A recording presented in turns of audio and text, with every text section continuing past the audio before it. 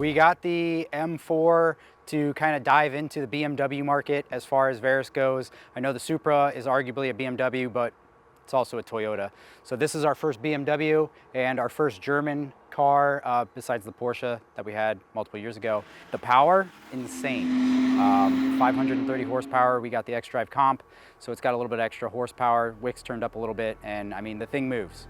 For being like 3,800 pounds, it gets around.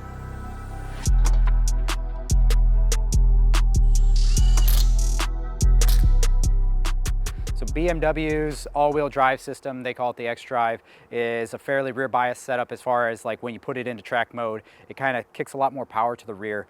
I didn't notice any of that weird all-wheel drive. It kind of wants to just understeer. The car actually rotated really well in stock format.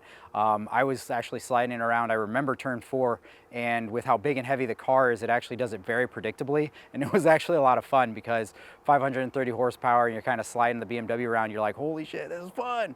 So I actually had a lot of fun in stock format. Ever since we've thrown stickier tires on, the car just hooks up everywhere and you don't get as much of that sliding around feeling. Maybe it's just because I'm not pushing it hard enough. We're down into the 12s now, but the car is just, it's hooked up. I honestly think that BMW killed it with the car in stock format, but you know us, we have to make it a little bit better. So we got to the Verus treatment real quick.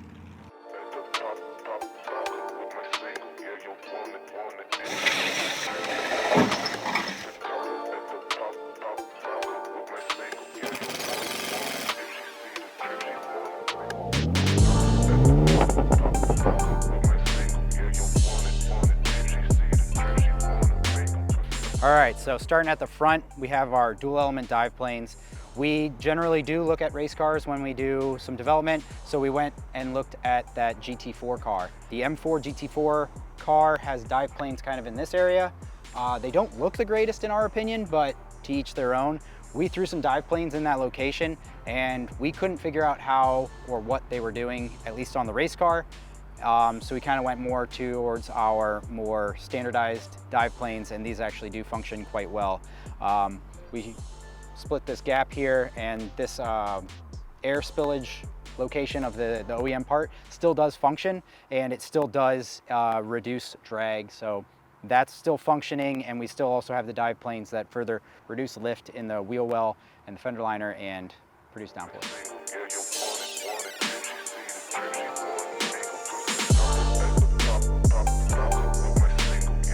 All right, next up we have our hood louvers. These were actually an extremely challenging part for us to design because we wanted them to look right. Factory, it kind of looks like a hood louver should be right here. And if you actually look underneath the car, this is actually like in front of the radiator. So we couldn't put it here. We had to figure out a way to integrate some hood louvers in a location that actually makes sense. So while we were developing this, we made sure that these vents not only flowed with the rest of the car, but also encourages airflow to actually go up and around the vehicle instead of up and over, which hurts rear wing performance. Images, like I could probably pull up, let's see if this would be we wanted to kind of help guide the exit flow from the hood louver off to the side and away from the wing as much as possible, and if it has to go over the roof and interact with the wing, ideally we'll get as much of it to kind of end up in line with the uprights, since that area is already compromised anyway. So the end result was that if you look at a car with the hood vent and the UCW at 5 degrees, it did reduce rear wing downforce by, what was it, I think 3.5%. So the rear wing made 3.5% less downforce, all other things remaining equal. However, looking at the big picture of the whole vehicle, the whole car's total downforce went up by over 10%.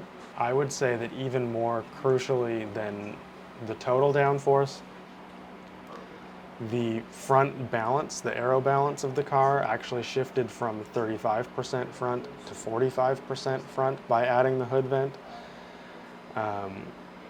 which is quite a dramatic change. So we gained 10% more total downforce and shifted the balance forward from 35 to 45. So if you were If you are really happy with the balance at 35% front and you add the hood louver, all of a sudden you're going to need to run the wing at a much higher angle to get that same 35% balance back again, which means like if you have to go from 5 to 8 or 5 to 10 degrees on your rear wing, that's also going to increase the total balance. So if you add a hood louver and maintain the same balance, you're going to end up with a lot more than just 10% greater total downforce.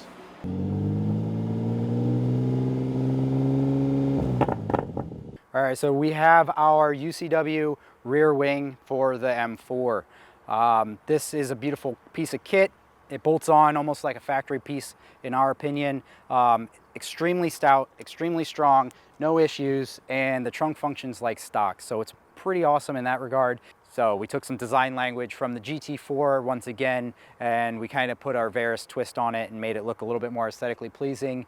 If you look at the GT4 race car, you'll kind of get what I'm saying, but I just don't think that those look that great. Matt doesn't either.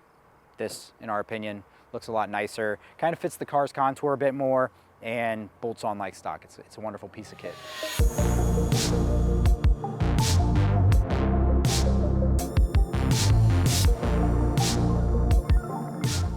All right, so moving up to the front, we have our main downforce producing element, our front splitter. So this is a polyweave construction.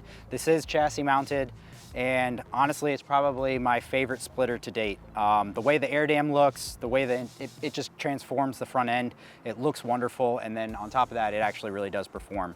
So we dropped that splitter down quite a bit. It has a structural tube that actually quick releases on the chassis mounts.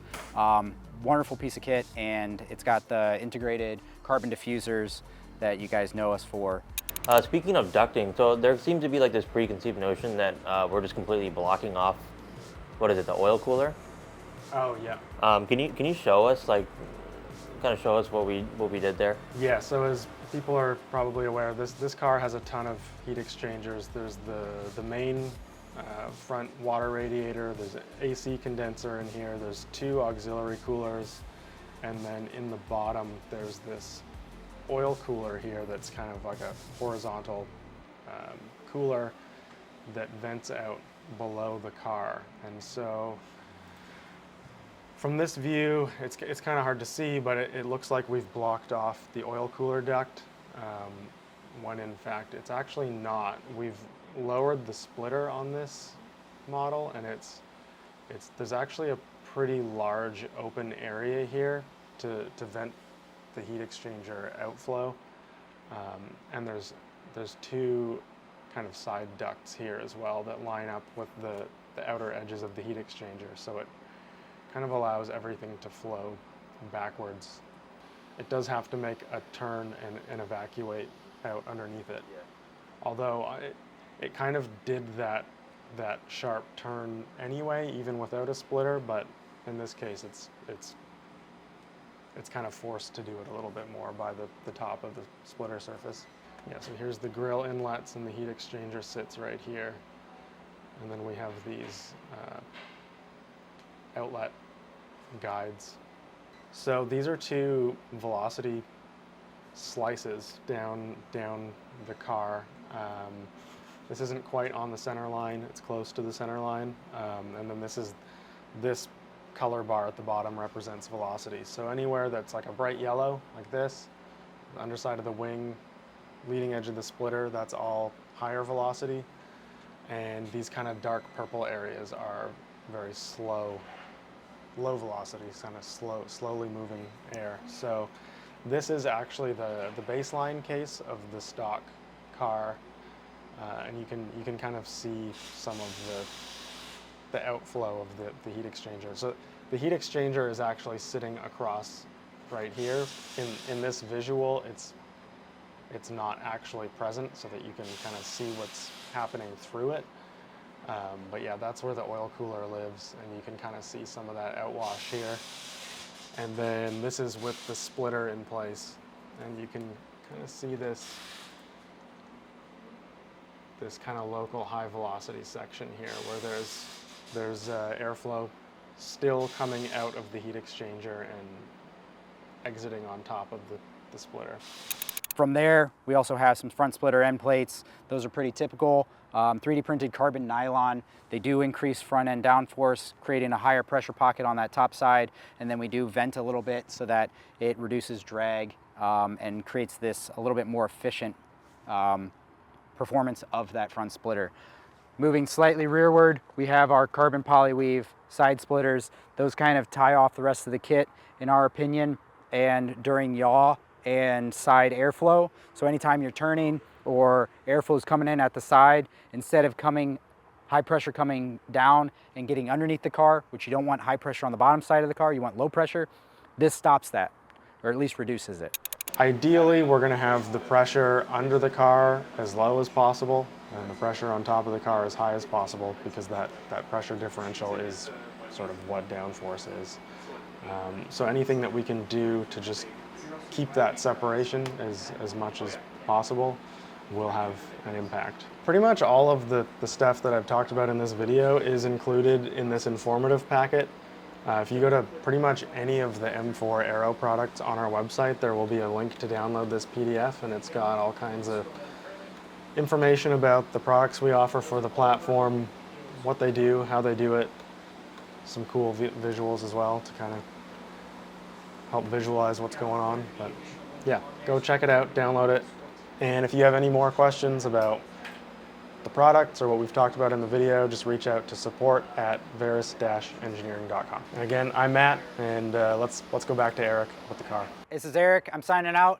Thank you for watching our M4 walk around. As far as what we've made to date, we really appreciate the enthusiasm on this platform. We have some other stuff planned and we can't wait for the future. And also, the V1X is coming soon.